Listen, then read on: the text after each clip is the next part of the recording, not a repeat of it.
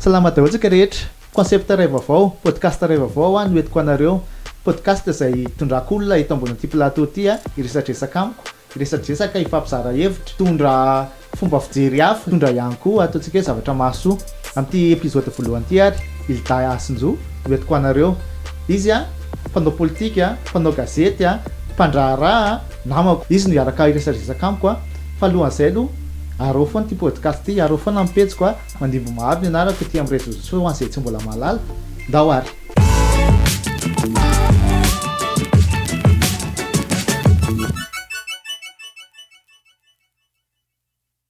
Silda,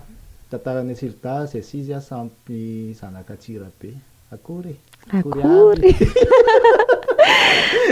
Ie, samy lehibe tao Antsirabe izay Silda, samy nianatra tao, nanao zavatra rehetrarehetra tao, taony lehibe. Taony lehibe. Fa ankoatr'izay izay Silda mifanena foana koa tena sehatra ny fanaovana gazety, izany mpiara-mitolona tany amin'ny Teny Akianja. Hilda zany raha tenenina be da be ny zavatra ataony Hilda. Dia izay moa tonga hoe Hilda no nasaiko androany, misaotra betsaka. Mangasitraka amin'ny fanasana dia misaotra nahatsiaro. Hoe nisy an'izany Hilda zany. Isan'andro anandro hoe ianao dia tsy tadidy moa fa ilay fotoana fotsiny aneny manahirana satria hainao ihany ilay fiainana eto. Hainao ihany. Ianao tsy atao mamendry feno ilay podcast. Ok. Hilda, za tena te antananao zavatra efa teka notaniko anao foana ty zavatra ty fa androany vao ametraka anazy. Sarotra ve manao gazety eto Madagasikara? Ianao manko mpanao gazety. Satria tena mahita an'ireny zavatra mandehandeha eto an-tanàna ireny dia tonga izany fa tena sarotra ve izy io sa tena. Rehefa mahita ny zavatra ataon'ny olona ny ivelany dia ohatran'ny te hiteny hoe ilay tsy zavatra mora kely izany ve dia tsy ho vita eto e. Fa rehefa tena misehatra amin'ilay izy eto Madagasikara dia hitanao amin'izay hoe inona ny mahasarotra an'ilay izy. Misy zavatra miankina amin'ny mpanao gazety, misy zavatra miankina amin'ny mpampiasa, tompona orinasa fanaovana gazety sy ny rédacteur en chef sy ny sisa. Dia misy ihany koa nefany miankina amin'ilay hodidina, ilay tontolo mihitsy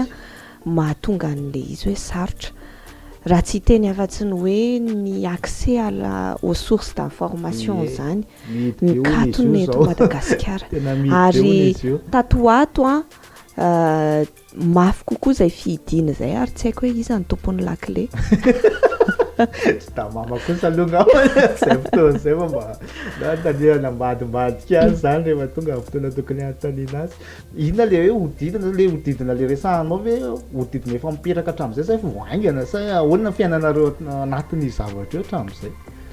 Za moa zany izao ny lohatongotro ilany sisa ny tena ao anatin'ilay asa fanaovana gazety satria miara-miasa amin'ny mpanao gazety foana ny fanaovana terrain efa tsy dia tena manao an'izay loatra intsony ankoatsin'ny izao fa ny zavatra nisy ary mbola misy hatramin'izay ka hatramin'izao dia ilay condition socio-économique ny asa fanaovana gazety. Misy ny mpanao gazety izay kely dia kely ny vola raisiny amin'io ary mahafantatra betsaka amin'izany ary fantatro ilay situation hoe aizavy dia ohatry ny ahoana ilay izy kely ny vola raisiny. Indraindray zara raha karama farany ambany, indraindray zara raha mihoatra kely ny karama farany ambany isam-bolana. Raha ohatra ianao ka miteny hoe mitady asa ka hiteny hoe 1 million d'ariary ohatra ny karama tadiaviko dia iomezan'ny olona. Aizako nisy mpanao gazety karama. Hoe aiza nisy mpanao gazety karama an'izany. Nambalina fa zany ny alako tao anatin'izay tsy nidirako tao. Voilà. Dia inona moa ny mpanao gazety mamelombady aman-janaka na tsy mamelombady aman-janaka ary mamelona ny tenany. Tsy mahavelona ny rano sy ny rivotra fa tsy maintsy sy ny fitiavana dia tsy maintsy mitady vola izy. Mampalahelo zany tsy mikautionné an'ilay izy izy atsika ohatrany hoe miezaka ilay izy fa en fait nisy fotoana za en personne tsy hainao ihany nanao communication de efa nisy fotoana mba nanaovanao gazety ihany zay mahatonga namantana-analizy anao ahy satria nareo mijanona ela tao anatin'le izy zay mavaliana anao hoe ahoana mandeha ny zavatra tsy za tena ngamba ny herin-taona roa taona nanao za naharitra 10 taona taona ie tena roa taona nanao izy de tena tsy hitako izay lohany sy vodiny amin'le izy satria karama aloha zany iny tsy resahana bon ohatra miasa rehetrarehetra kely karama eto Madagasikara fa ianao koa anatin'le izy tsy se sentir ianao hoe mivelatra anao mifanena amina olona be da be fa tsapanao foana le pression anatinao any hoe tianao zavatra ohatr'izao fa tsy afaka satria ny rédacteur en chef tsy manaiky tianao zavatra ohatr'izao fa tsy afaka satria ny za tao anatiny non tsy 10 taona kay fa 13 taona 13 taona any tao fa tao anatin'izay inefatra ny démission satria le pression le tianao azo atao tia tsy azo atao le zao anaovana azy reny tsy zakako mihitsy de niala hoe tena lasa mety hoe forger le activisme atana anatin'ny Ildave zany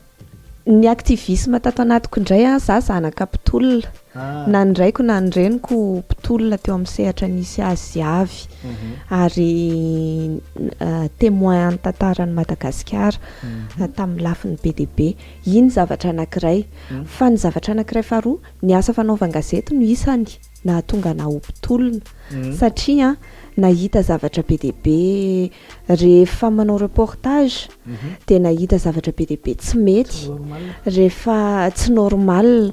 mahita zavatra tsy normalisena mahita zavatra neveriko hoe raha teneniko amin'ny asa fanaovan-gazety le izy dia neveriko hoe hiova dia nefa tsy tsapako izay fiovana izay satria izay zany nampianarina anay tany ampianarana hoe ny asa fanaovan-gazety dia fitaovana iray ampiova ny zava-misy amin'ny alalan'ny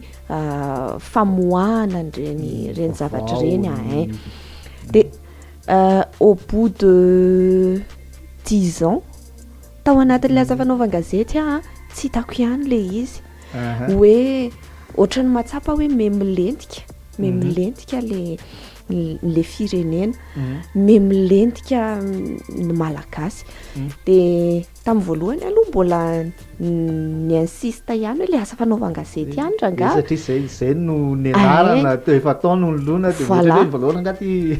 dia niditra ho mpampiofana nanaraka fampiofana dia niditra ho mpampiofana mpanao gazety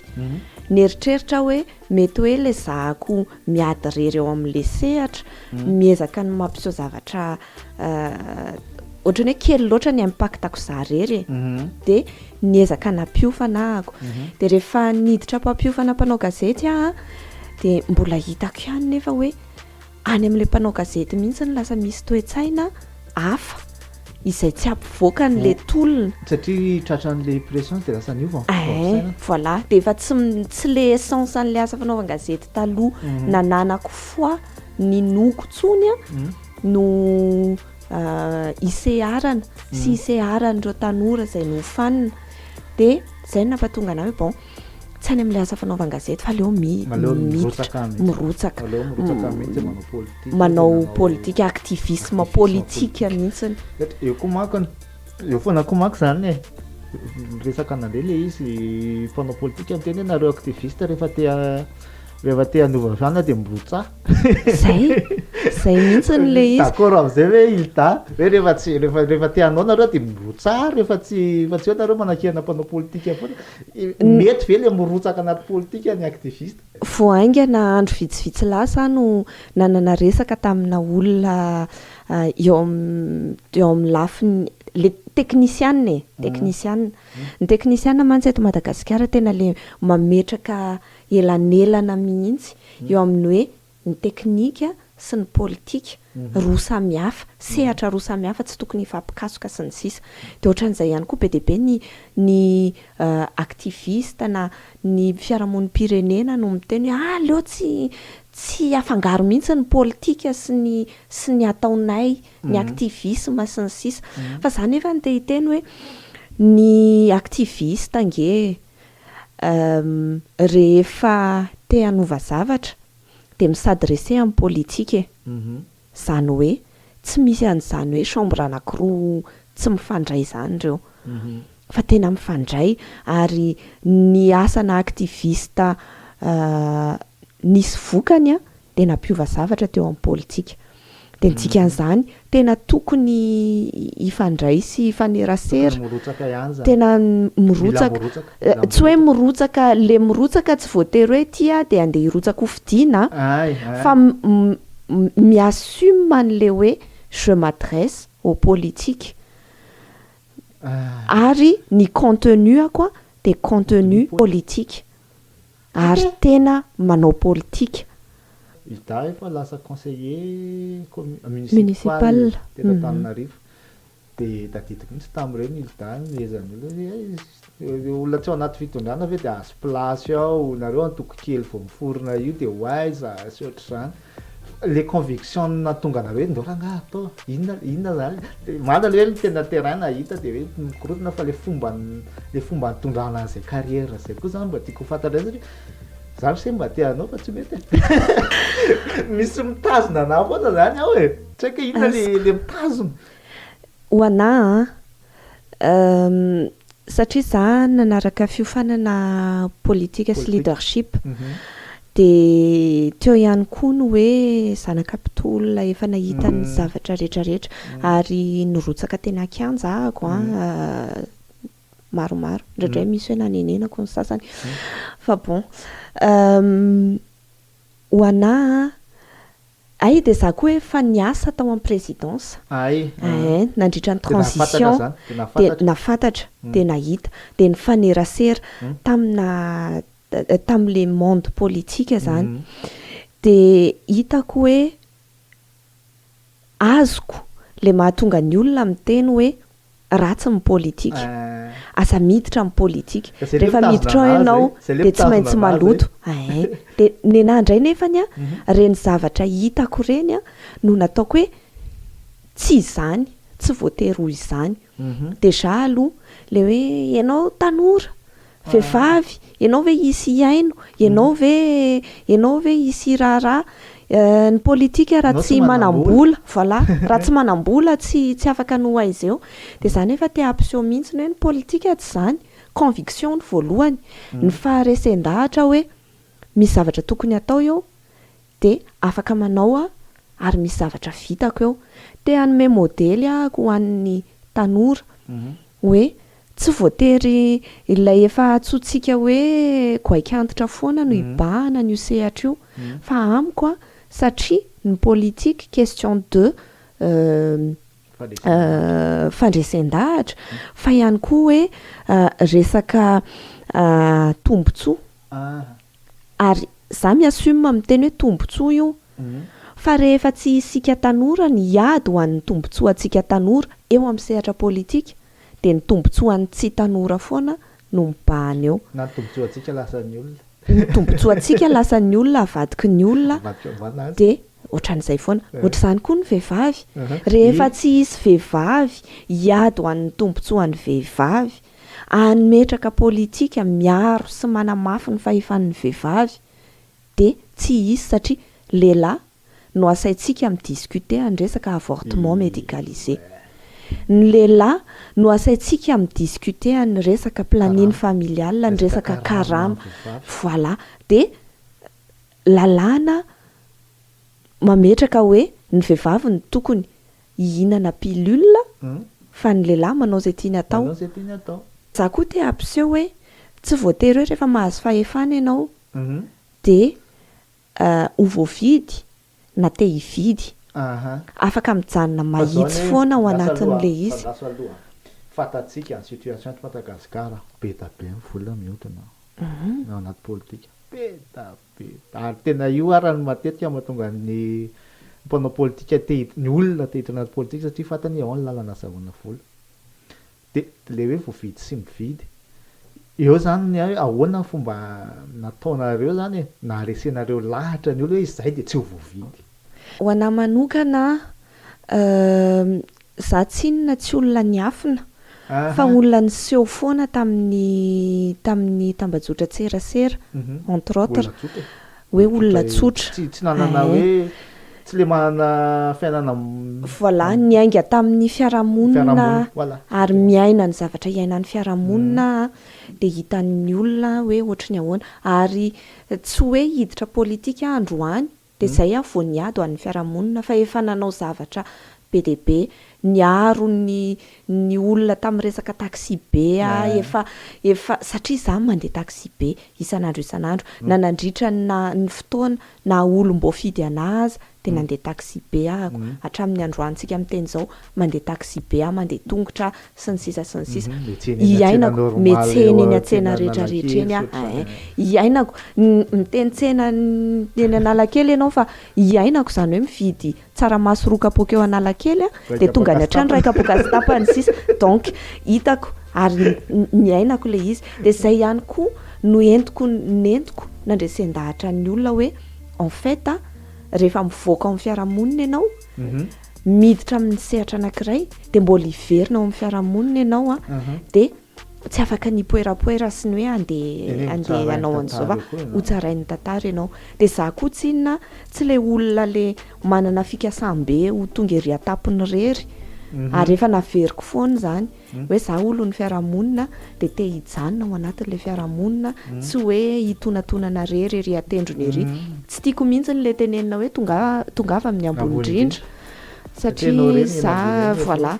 tsisy dikany tsisy olona hidariko anao amin'izay satria eny ambony ahozongozona rehefa tonga azo avo alandrivotra azo avo alandrivotra de zay de nenahy koa nasehoko tamin'ny Mangarahara hoe inona ny zavatra nisy taminareo taminao moa zany nareo tena nangarahara hatramin'ny vola rehetrarehetra tena tsy manahirana ihany fe io anatin'le politika mpiara mitolona moa zany hoe nareo koa ohatrany tena misehoseho be mazava be fa sao de sanatriny zany tsika ka misy anaka fandrian'ny olona le fomba fisainana mihitsy ny tiako mba hampitanao aty aminay ahoana le fomba niainana zany hoe politika zany rehefa le situation tena natao hoe olona tsy hoe nanakarenibe le mpanakarenibe ka andeha hanao politika na hoe olona efa mpanao politika be le malaza be de andeha hanao le poste politika mamelona anazy sy ny rehetrarehetra le fomba fisainana zay ahoana ita le fitiavana Mangarahara fitiavana le conviction anao koa rehefa aveo hoe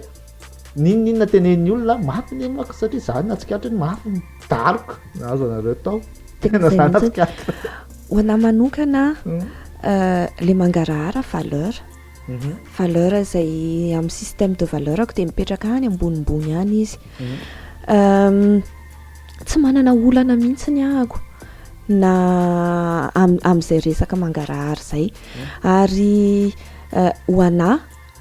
ny zava-dehibe amiko de ny redevabilité manoloana ny olona ny fidy sy ny olona nametraka ny fitokisany tamiko sy ireo olona tsy nifidy anazy tsy nametraka ny fitokisany tamiko fa soloko tena tao anatin'izany conseil municipal zany satria rehefa tonga tao de conseil municipal n'Antananarivo na nifidy na tsy nifidy voilà de napetraka ho ambony be zay redevabilité zay de zay no anton'le Mangarahara fa isan'ny anankiray koa de le nilazaiko teo hoe modely napetrakay ho an'ny ponina Antananarivo fa ho an'ny Madagasikara ihany koa satria nisy impact eraky Madagasikara ny zavatra natao sy nyresahana tao aorianan'ireny de natao modèle mihitsy zany hoe azo atao ngeny manao politika nefa Mangarahara azo atao ngeny manao politika nefa mijoro mahitsy ny humble voilà ary io tsy indray mandeha tsy indroa izahay no ndraviravizana vola na toerana fa ho anahy de ambony kokoa lay considération napetraky ny olona satria ny olona nifidy anay zay efa tsy nomena ninninna satria zahay tsy nanana ninninna tsy nanana t-shirt tsy nanana autocollant akory aza de ambony be ho annay zany ny considération an'le olona hoe tena resy lahatra satria bon ohatrany hoe kely zany fa olona 9 arivo no nifidy anay teto Antananarivo raha miohatra amin'le million le izy kely fa nafahana nametraka olona 3 nafahana nampandany olona 3 tao anatin'le conseil de za manokana 9000e fois no nafahako mipetraka teo raha ohatra hoe 8000 fois de tsy lany ahako fa le 9000 satria za 3e sur la liste de tena le 9000e fois mihitsy no nahalany anahako resahantsika kely no ny intanana ny mpifidy ozany hoe 9000 fois 9000e fois natafiditra anao tao de ozany hoe tsy tafiditra tsy nanzara t-shirt nareo tsy nizara vola tsy nanao tsy nanao spectacle non tety varavarana no nataonareo raha tsy tety varavarana tety varavarana no nataonareo fa io makony anisan'ny zavatra anankiray hoe leneny olona hoe mahanitra an'le olona de logika izy raha ohatra ka tsy any amin'izay manome anazy no fidiny tena marina fe zay za mahita hoe io resaka fanolotolorany io aloha tsy ohatra izay foana ny fifidianana teto Madagasikara taloha nisy 2003 tany io nanomboka talokelan'izay nanomboka nisy an'ny propagande mampiasa hélicoptère sy ny sisa reny ny zaravary de tsy ohatra izany foana tsinona izay midika hoe efa nisy fomba fandresen-dahatra hafa noho io taloha ary taloha ny foto-kevitra no tena nifidianana ny olon-dehibe génération talohantsika sy ny génération atsika de nafantatra hoe nisy ary nety izany fandresen-dahatra politika tamin'ny alalan'ny foto-kevitra zany rehefa taty aoriana ny ampin'ny fahantrana sy ny fampahantrana de lasa pratika tsy azo elana ao anatin'ny fifidianana ny hoe mila manolotolotra amin'izao indray nefa misy génération izay hitako hoe manomboka mifo manomboka taitra manomboka mahafantatra satria nivelatra be ihany koa tsika ao anatin'le fanatotoloana de manomboka mahita sy ny serasera de manomboka mahita hoe tsy mety le pratika eto ny ady hevitra ny tokony ho atao ary ny fanarahana ny ady hevitra ny ivelany izay hitako hoe mebetsaka ny tanora manaraka an'le izy de nampiova de manomboka misy prise de conscience kely tsy kelikely be dehibe ao fa na zany ary mbola voafehy ary zay indrindra mbola maro ireo samy teny miteny tsy kelikely maneho hevitra fa tsy misehatra satria amin'izao fotoana izao raha ohatra ianao ka virulent any amin'ny politika de tapaka amin'ny manger ary ny ainako zany fantatro zany consultante rehefa nahazo an'le hoe tsy mety tsy azo omena ny daty marché ty satria izy mpanohatra tsy hoe mpanao politika fa mpanohatra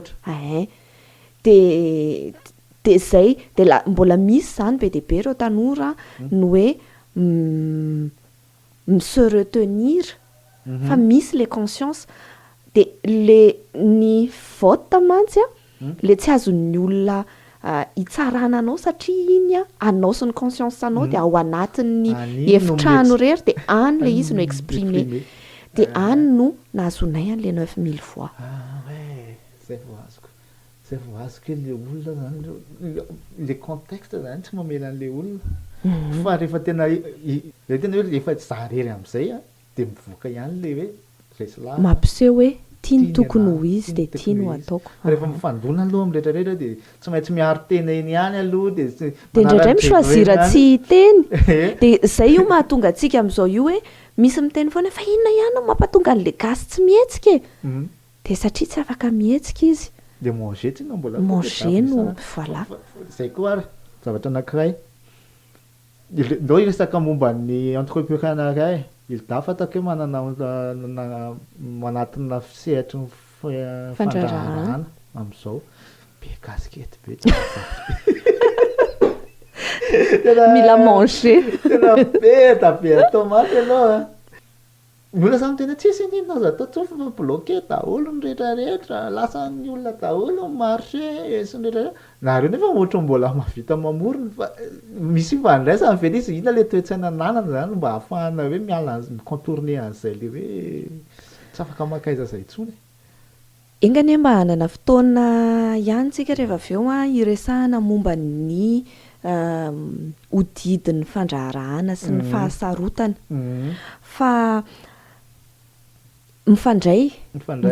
be mihitsy mantsy ny politika sy ny ekonomia sy ny sosialy ary roy anankiray ireo chaîne anankiray ireo dia tapakely fotsiny ianao be da be koa manko no miteny hoe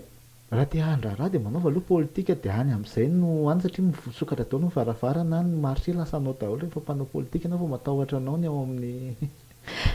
zany nefany a rehefa niditra teo amin'ny sehatra ny fandraharahana dia tena niezaka mihitsiny ahako no tsy ho redevable amin'ny politika ary niezaka mihitsy no hoe zavatra mba tsy hahafahan'ny olona justement miteny hoe satria anao olom-boafidy satria fanatsahana tamin'iny fotoana iny nidirako tao anatin'ny sehatra ny fandraharahana dia satria anao olom-boafidy satria anao ary ny orinasako teo aloha moa zany efa niala tao anatin'ilay recyclage na papier tsy ao anatin'ilay orinasa intsony fa tamin'ny fotoana nandraisako toerana tamina asa izay mety hisy lien mety ahafahako maka marché tamin'ny orinasako io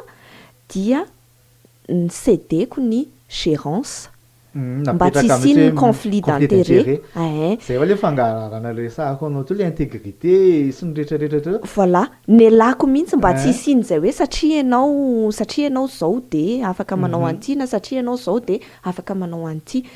ny ho anahy ahoana ny nafahako hoe manangana orinasa ao anatina contexte hoe ny olona rehetra mieritreritra hoe efa lasa daholo marché dia zany andeha tany amin'ny sehatra tsisy prara neverin'ny olona hoe tsisy dikany recyclage na déchet papier ny fako vokariny eto Antananarivo rery lanitra tena betsaka amin'ny taonina ny olona mandoro taratasy amin'ny taonina fa lizany hoe fitilidary efa tena miditra anatin'le sehatra tena ara-dalàna ianao fa marary le mandoa an'le hetra tena marary no mandoa an'le hetra ary le izy tsy no mandoa an'le hetra ihany no marary satria ilay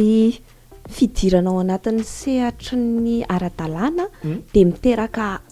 asa fanampiny be deabe ho an'le mpandraharaha satria manao comptabilité tsy maintsy manaraka tsy maintsy ny facture ny fitakiana ny fistaty amin'ireo mpivarotra tsisy manao ny fistaty sy ny sisa micontabiliser zay mihitsy ny fanarahana ny resaka banque sy ny sisa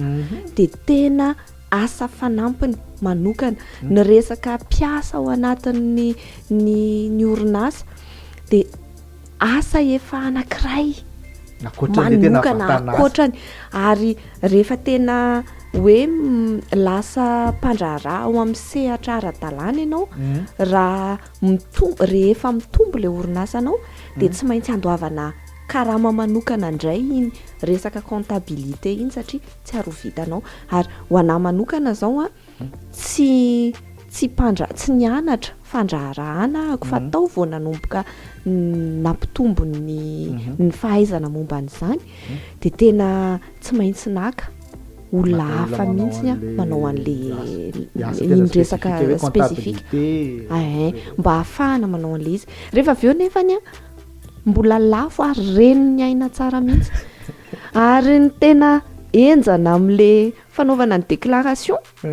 dia amin'ny fotoana tsy mampisy volan'ny orinasa io tompoko no mitotona volana mars avril ianao le mivoaka ny marary iny mihitsy janvier février le amin'le tsisy mividy entana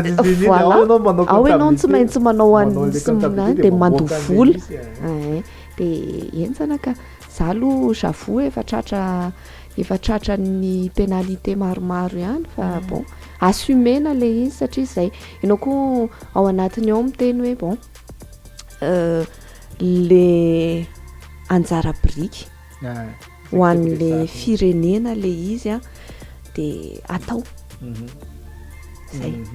fa le izy zany ilda tonga de tsorona hoe indray anao mamay le anjara birikinao am'le firenena fa le firenena ohatra tsy anao azy anaovana azy économiquement parlant tsika tena mbola resy be foana ary ny tena mamparary an'le izy ho an'ny mpandraharaha de justement ilay fandraharahana mihitsy a nohatrany hoe lasa ankilabao tsisy soutien ny sehatra ny PME sy PMI a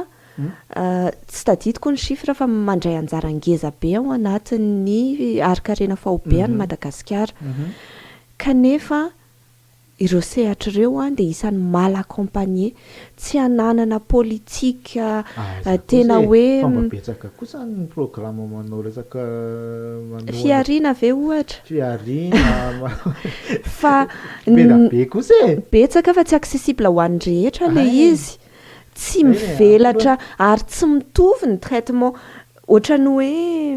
mila fatapatatra ve ianao mila efa misosio telefona ve ianao mila hitan'ny olona be ianao vao afaka mahazo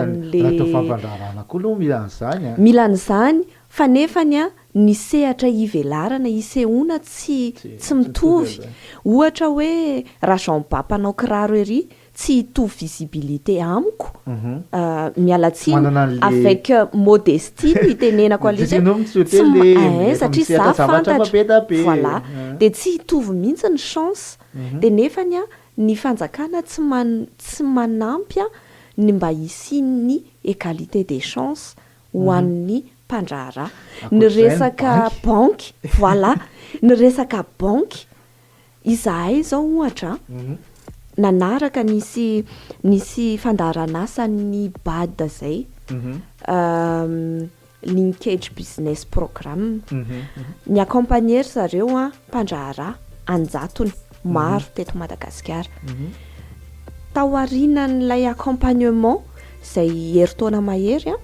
de nisy hoe fampindramam-bola tao ambadika fa rehefa hiditra ao amin'ilay fampindramam-bola amin'izay izahay niaino nijery banky anankiroa no tafiditra tao anatin'le izy de nisy fonds de garantie le fonds de garantie a de nataony ho an'le banky fa tsy ho an'le mpandraharaha zany hoe izahay mpandraharaha no manana olana de le banky a no omena fonds de garantie ohatrany hoe raha mitsoaka zahay a de assuré ny volanareo satria misy an'le fonds de garantie defa tsy natokisana de ny zanabola de manodidina ny 13% 16% de nefany a nisy banky sasany a mbola naka non tsy totsony indray fa naka mbola mila garantie ana fitaovana na sisa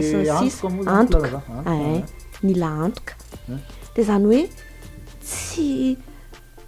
mirassuré anao mpandraharaha mihitsy zany zavatra zany ary sarotra be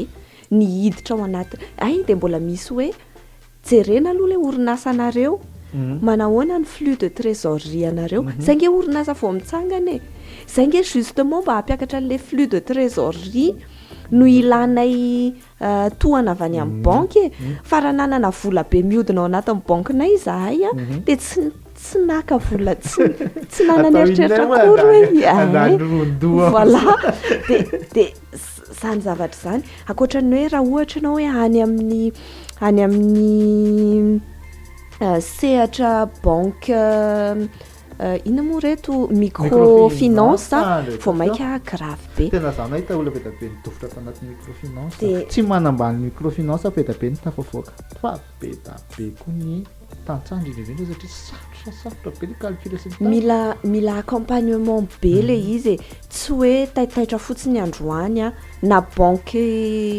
primaire tsotro na microfinance a tsy hoe taitaitra androany de iny a fa andehanao an'le izy ny économiste moa zany le miteny an'le hoe mba hampitombo ny hampitombo ny vola de ilaina ny trosa ny zany mampiodina vola crédit mba ahafahana fa tsy afaka hijabahana hoe misaoty anaty maizana ihany le izy satria rehefa miresaka amina olona le banque moa zany zay miantso anao matetika satria fantany hoe manana orinasa ianao de miantso anao izy de ahoana ny fa tsy omeny anao be da be ny information zay tsy omeny anao eo no eo zay no mahatonga an'le izy hoe tsy afaka tonga de mitsambika mikipy fa tsy maintsy mila manadiady ary za hatreto aloha tena azoko atao hoe tsy tafajabaka tamin'ireny zavatra ireny a satria tena fantatro hoe raha nijabaka za tsy miteny hoe tsy ho nanavitra ny orinasako le izy a mety ho nanavitra orinasa le izy a fa sahirana be de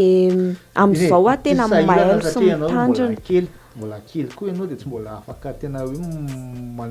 manodina aingana be an'le vola ka afaka de misy mifandray foana zany zay mifandray foana le hoe ngeza le orinasa de afaka manao zavatra ngezangeza de afaka mamerina le vola banque satria le orinasa kely vao mivelona de vao mivelona izy de efa charge an'ity zay mihitsiny ny sosikevitra nomen'ny coach tamin'izany zao de hoe mifampiresana reo entrepreneur de mifanontany hoe izy manana trésorerie de ampiasaina de averina de tsisy zanam-bola système hitako hoe mety ho mandaitra fa misy risque ihany le izy manao réseau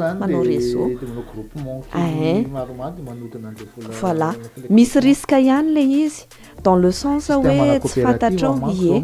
tsy fantatrao hoe ohatry ny ahoana ny an'ny sasany ao aminao le izy mety fa rehefa aveo mety midofotra ny an'ny sasany de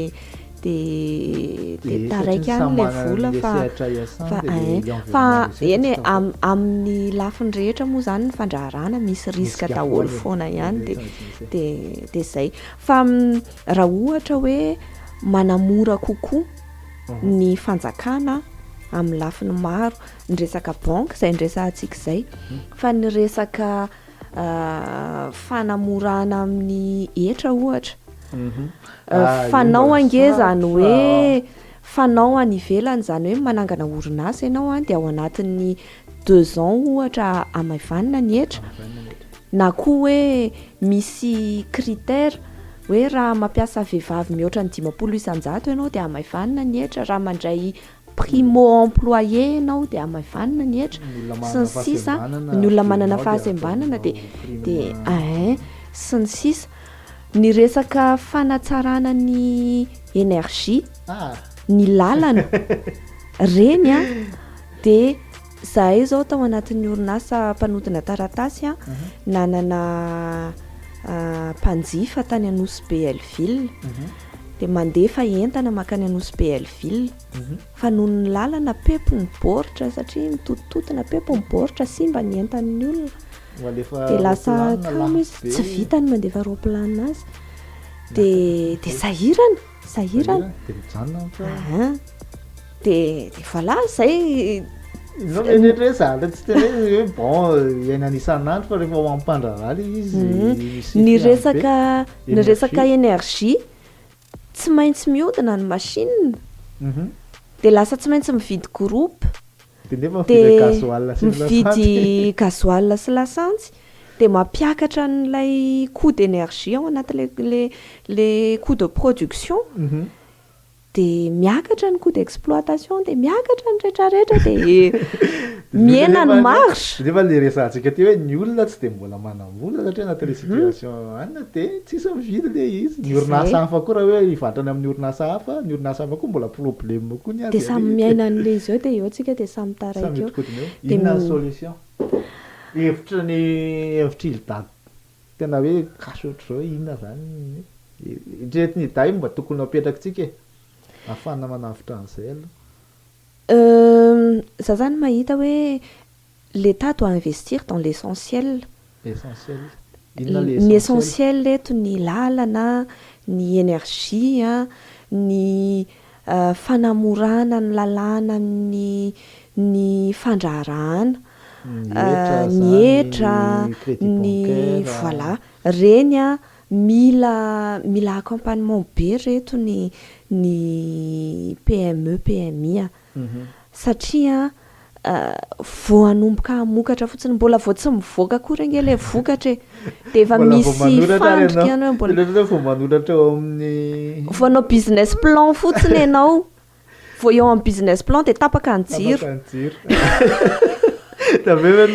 vita le business plan dia malaina losa ato ie alaina le avance avance mbola arakaraka le activité koa iny ny anay zao mbola ao anatin'ny mise en place ny orinasa famokarana kiraro dia mbola tsy nandeha tany zahay fa mbola eto zany ho surprise hoe ohatriny satria miakatra ihany koa le taux tamin'ny année fiscale ity dia mbola dia mbola ho hitantsika eo indray hoe ohatriny ahoana le izy mbola vao tsy voasokatra akory le orinasa mbola vao vita le business plan dia ho any amin'ny banque ianao dia efa tonga dia efa kende hoe tsy afaka satria izao dia voilà dia reny zany zavatra be dia be azoko lazaina hoe tsotra azon'ny fanjakana atao décision dia eo amin'izay le hitenenako an'le fifandraisan'le politika sy le ekonomia eo amin'izay le hitenenako an'le hoe raha tsy hitsika tanora raha tsy hitsika concerné ao anatin'le izy no mandeha miara-miady tsy voatery hoe hirotsaka député mba hahafahako manova an'le lalàna fa manantona an'le député mipropose amin'ny député hoe voilà tia ny olana ovao lalàna dia lanio ao amin'ny anteny miram-pirenena ny fanamorana ny fandraharahana eto Madagasikara. Mila manao an'izay fa raha tsy mahavita mila manao an'izay miady reny foana dia resy lava dia mba tsy hanao an'le hoe bon za efa mahita rirany satria za efa mahazo marché amin'ny fanjakana dia za zany tsy hiteny intsony fa sao dia tapaka eo ny fihinanana fa io ange rehefa malalaka io sehatra io betsaka kokoa ny opportunité. Maran'izany. Ok, sotra betsaka hita. Beda be kasika ty ramatoa fofo kely le resaka izy sûrement mbola misy resaka beda be azy atao foana fa ndao atao an'izay ihany aloha androany sa miary efa be dia be zay raha lava ny bosaka veriny kisoa resaka veriny soa sotra betsaka hita ny tena marina ty podcast ty ataoko fotsiny ahafahantsika rehetrarehetra mba miresaka ho zavatra ohatr'izany libre satria samy mieritreritra an-tsainy ihany fa mba aloha mba mifampizara traikefa sy mifampizara hevitra ohatr'izany mba ahafahantsika koa mivelatra maha-olona belona atsika sy mba maha-olo-pirenena atsika sy amin'ny maha-olona atsika eto Madagasikara malagasy atsika dia izay mahatonga ny midao mba hanao podcast mitondra hevitra ohatr'izao. Sotra betsaka dia misaotra ny mijery sy nanaraka hatramin'ny farany. Masto.